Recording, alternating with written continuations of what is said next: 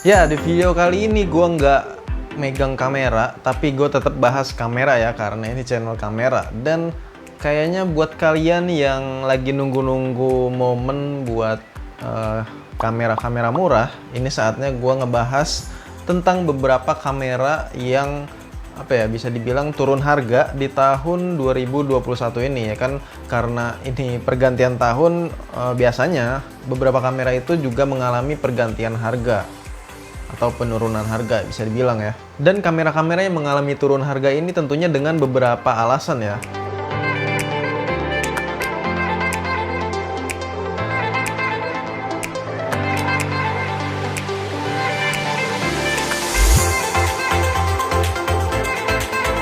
Nah, alasan yang paling berpengaruh kalau menurut gue pribadi ya, kenapa bisa bikin harga kamera itu jadi turun gitu ya. Karena menurut gua, apalagi kalau bukan persaingan dengan beberapa brand pesaingnya, itu udah umum terjadi ya. Terus yang kedua itu kemungkinan sih karena adanya tipe kamera baru yang diluncurkan. Jadi otomatis kan kamera yang tipe lamanya ini bakal diturunin harganya biar penjualannya juga juga tinggi gitu. Dan di video kali ini gue mau ngebahas kamera yang turun harga tersebut. Jadi ada beberapa kamera yang gua rangkum bersama tim, padahal berdua doang, sekitar 6 kamera. Padahal banyak ya, sebenarnya itu banyak beberapa kamera yang turun harga, tapi yang gua rangkum ini mengalami penurunan harga yang bisa dibilang ini cukup drastis. Atau bisa dibilang ya cukup lumayan lah ya, turun harganya nggak 500.000, nggak 200.000 gitu. Soalnya nih ada yang turun harganya sampai 3 juta mungkin atau 5 juta gitu ya. Dan tentunya kamera yang gue pilih ini dari garansi resmi, bukan distributor ya. Jadi biar lebih aman aja sih sebenarnya. Dan garansi resmi juga menjadi patokan harga tertinggi, karena harga distributor itu kan biasanya di bawah dari harga resmi gitu. Jadi gue pilih yang kamera dengan garansi resminya. So, buat kalian yang udah ngincer beberapa kamera incaran kalian ini biar turun harga ya kan, kalian udah nungguin biasanya, belinya nanti aja lah tahun depan gitu biar turun harga. Ya mungkin di video kali ini ada ya kamera incaran kalian, siapa tahu ya kan. Dan oh ya, beberapa kamera yang gue share ini juga tentunya masih worth it ya, walaupun keluarannya ini bukan keluaran baru. Ya beberapa kamera sih masih bisa dibilang baru ya, karena emang baru beberapa tahun ke belakang gitu diluncurkan, belum lama-lama banget lah. Dan menurut gua juga ini nggak ketinggalan ya soal teknologinya. Jadi jangan tanya lagi masih worth it atau enggak, atau masih ragu dengan kamera yang gue share ini. Jadi kalian nggak usah khawatir ya, karena gue udah ngerangkumin kamera yang masih worth it, yang harganya itu turun lumayan drastis. Terus apa lagi? Ya udah pokoknya kayak gitulah. Jadi kalian gak usah khawatir lah. Tinggal disimak aja, siapa tahu ya kan kamera inceran kalian ada gitu. Atau mungkin kalian lebih tertarik dengan kamera yang gue share ini. Oke, ngomongnya udah kepanjangan, langsung aja dari kamera yang pertama. Ini adalah kamera yang yang kecil dulu ya. Ini adalah kamera action, yaitu dari Osmo Action, punyanya DJI. Karena kamera ini baru diluncurin itu sekitar tahun 2019 yang lalu, tepatnya itu lebih ke tengah-tengah ya, atau ke awal. Jadi bisa gue bilang ini teknologinya nggak ketinggalan banget gitu, masih oke lah. Apalagi pesaingnya ini masih di GoPro Hero 7 yang ya baru beberapa tingkat ke bawah gitu. Dan untuk GoPro Hero 7 sendiri itu harganya masih di atas ya, di atas dari DJI Osmo Action. Makanya gue lebih rekomendasiin si DJI Osmo Action ini. Nah, di kamera ini kalian bisa dapet dua layar depan belakang, yang tentunya layar utamanya ini udah touchscreen ya. Dan terus kalian bisa dapet perekaman 4K 60 fps, dilengkapin sama sistem stabilisasinya juga gitu, yang menurut gue ini udah oke banget. Nama stabilisasinya itu kalau di DJI Osmo Action Rocksteady. Dan tentunya ada juga beberapa fitur penting lainnya kayak slow mo 8 kali, terus bisa ngerekam 4K Ultra HD HDR, dan juga bisa menyelam, diajak nyelam ya, sampai kedalaman itu 11 meter maksimalnya. Katanya sih ini tanpa casing, tapi kalau mau lebih aman menurut gue lebih enak pakai casing aja ya. Karena ada beberapa user itu ketika diajak nyelam malah ada kendala gitu, lebih amannya pakai casing aja kalau menurut gua. Nah, untuk harganya sendiri waktu pertama dijual itu kalau nggak salah ya, menurut gua itu sekitar 5 jutaan atau 5,23 gitulah. Dan sekarang pas gue lihat di beberapa e-commerce Ini harganya lumayan turun gitu, sekitar 3,3 atau 3,5 gitu ya. Dan ini menurut gue worth it banget buat dibeli. Bisa buat ngevlog, bisa buat bikin sinematik, kualitas videonya juga oke, ya kan. Apalagi buat foto juga lumayan gitu buat traveling. Daripada bawa kamera-kamera yang gede, mendingan kalau gue sih bawa kamera action gitu.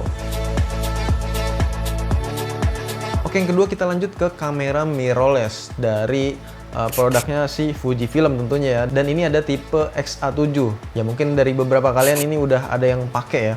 Karena lumayan populer buat entry level, khususnya buat ciwi-ciwi ya kan. Dengan sensor 24 megapiksel, terus layar articulating fully, atau bisa di bolak-balik buat ngevlog, buat selfie itu bisa. Terus perekamannya udah 4K dan juga ada film simulation khas dari Fujifilm ya. Dan kalian bisa mendapatkan itu semua dengan merogoh kocek yang tidak perlu terlalu dalam, alias kisaran 8 jutaan aja. Dari harga semulanya itu kisaran 11 sampai 12 juta dulunya.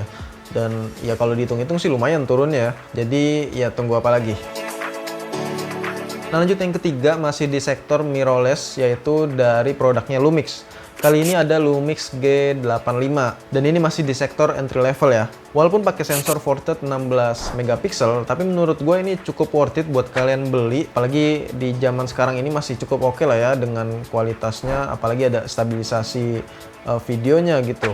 Dengan harga yang di bawah 10 juta. Wah, ini sih masih jarang ya kamera yang kayak gitu. Udah gitu perekaman videonya juga udah bisa 4K. Dan yang paling jarang dipunya dari kamera sekelasnya yaitu fitur splash proof ataupun dust proofnya, atau tahan cipratan, tahan debu ya. Untuk harga di bawah 10 juta ya bisa gue bilang kayaknya cuman ini doang ya yang ada.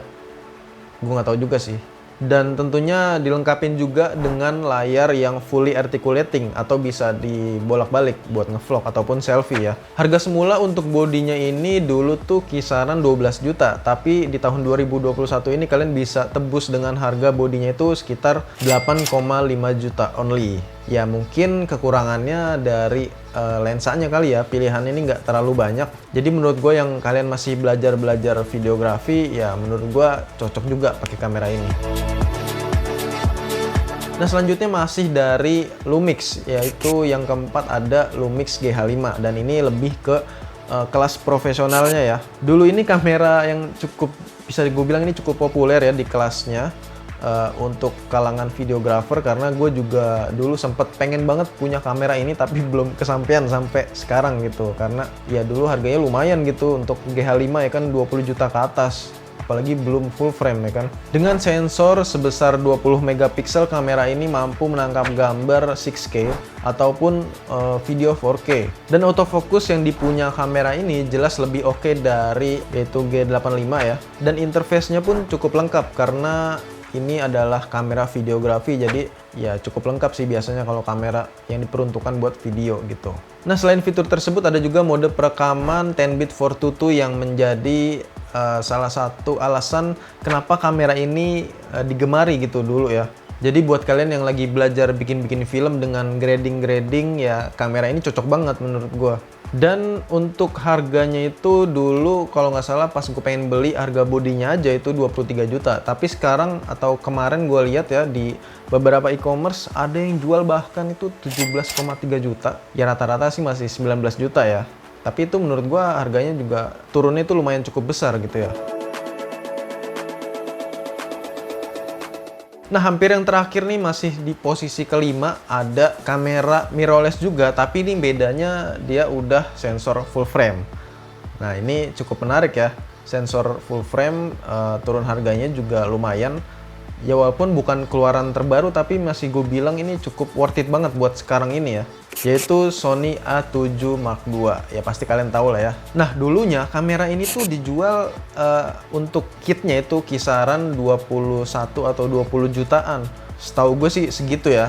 Tapi kalau salah ya silakan kalian koreksi aja di kolom komentar. Untuk kelas kamera full frame mirrorless untuk harga segitu menurut gue ya cukup wajar. Apalagi kamera ini tuh di kisaran keluarnya itu 2000-an berapa ya? Gue lupa ya. Kalau kalian tahu coba tulis di kolom komentar ya. Ya pokoknya udah cukup lama lah Sony A7 Mark II ini.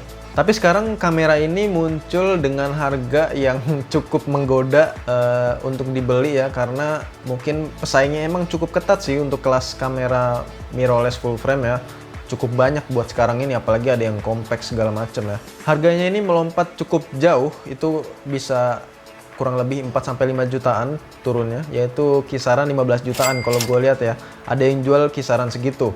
Nah, selain diuntungkan dengan kualitas sensornya yang udah full frame, kamera ini juga dilengkapin sama image stabilizer, yaitu 5 axis. Selain itu juga dilengkapin sama fast hybrid AF dengan performa yang cukup tinggi. Dan kalian juga bisa menggunakan fitur format RAW-nya tanpa kompresi 14 bit. Dan untuk harga 15 jutaan di sektor full frame mirrorless, menurut gue ini udah cukup lengkap. Oke, kita akhirnya masuk yang terakhir ya, dan ini sih katanya paling banyak dicari ya sekarang ini gitu. Dan bahkan kameranya lagi gue pakai sekarang ini, yaitu adalah Canon EOS RP. Dan Canon EOS RP ini adalah versi rendahnya dari Canon EOS R di sektor varian mirrorless full frame-nya dari Canon. Yang gue tahu sih, selain sensor besar 24 megapiksel full frame-nya, kamera ini bisa merekam Ultra HD 4K, terus layarnya juga bisa di flip kayak gue sekarang ya. Ini bisa gue flip, bisa ngeliat muka gue sendiri, jadi kalau lagi syuting sendiri tanpa kameramen ya gampang gitu. Terus juga yang diunggulkan itu fitur touchscreen ya untuk kamera Canon terbaru ya. Serta f-point-nya yang cukup besar dan cepat ini juga bisa jadi pertimbangan kalian. Nah, untuk harganya sendiri, kamera ini tuh dulunya dibanderol hampir sama kayak Sony A7 II, yaitu kisaran 20 jutaan ke atas. Kurang lebih 21 juta atau 22 juta ya. Tapi untuk sekarang ini turunnya juga cukup drastis, yaitu bisa dibilang ada yang jual kisaran 15 jutaan. Untuk bodinya aja ya, bukan dengan lensanya tapi ya. Jadi buat kalian yang pengen mendapatkan pengalaman full frame dengan penggunaan antarmuka yang lebih mudah ya, menurut gua kamera Canon EOS RP ini cocok gitu buat kalian beli. Oke, itu dia tadi beberapa kamera yang gue rekomendasiin ke kalian dengan harga jual yang lumayan turun drastis ya, bisa dibilang. Dan kalau kamera inceran kalian belum masuk di daftar yang gue share tadi gitu, ya berarti kemungkinan ya kamera kalian itu turun harganya itu nggak cukup drastis, atau mungkin harganya itu masih stabil. Karena ada ya masih yang harganya masih stabil aja, nggak turun-turun gitu, dan itu menandakan penjualannya cukup bagus sih. Dan sekali lagi gue bilang kalau di sini gue lebih merekomendasikan membeli dengan garansi resmi ya, karena ya selain lebih terjamin, harganya juga bisa jadi patokan gitu, karena ini harga tertinggi. Kalau distributor kan harganya agak rendah ya. Ya yang penting dari garansi itu sih sebenarnya pelayanan after sales-nya ya. Ketika kita klaim garansi, kalau garansi resmi itu biasanya lebih mudah. Tapi sebenarnya ada juga ya garansi distributor yang mudah gitu. Tergantung tokonya sih sebenarnya kalau distributor ya. Jadi kalian pilih-pilih yang bagus lah tokonya. Cari yang penjualnya itu cukup menjamin keselamatan kamera kalian gitu. Ya udah, mungkin segini aja video kita kali ini tentang pembahasan beberapa kamera yang harganya ini cukup drastis ya turunnya. Jadi bisa jadi pertimbangan kalian lah buat membeli kamera di tahun 2021 ini gitu. Oke, sampai ketemu di video selanjutnya.